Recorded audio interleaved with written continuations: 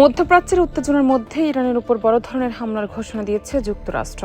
মার্কিন অর্থমন্ত্রী Scott Bessent বলেছেন, ৭ মার্চ রাতেই ইরানের বিরুদ্ধে সবচেয়ে বড় বোমা বর্ষণ কর্মসূচি চালাতে যাচ্ছে যুক্তরাষ্ট্র।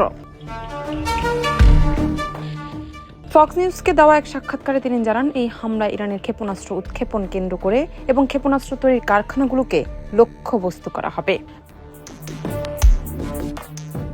বেসেন্টের দাবি, এই হামলার মাধ্যমে ইরানের সামরিক সক্ষমতায় উল্লেখযোগ্য ক্ষতি করা হবে এবং তাদের অনেক স্থাপনাই কার্যত অকার্যকর হয়ে পড়বে। এ সময় তিনি ইরানের বিরুদ্ধে আন্তর্জাতিক অর্থনৈতিক ব্যবস্থায় বিশৃঙ্খলা তৈরির চেষ্টার অভিযোগও তোলেন।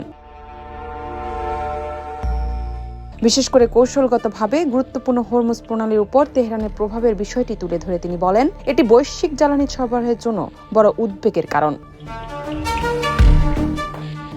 বিশ্লেষকরা বলছেন, যুক্তরাষ্ট্রের এই ঘোষণা মধ্যপ্রাচ্যে চলমান উত্তেজনাকে আরও বাড়িয়ে দিতে পারে এবং এর প্রভাব পড়তে পারে আন্তর্জাতিক জ্বালানি বাজারেও।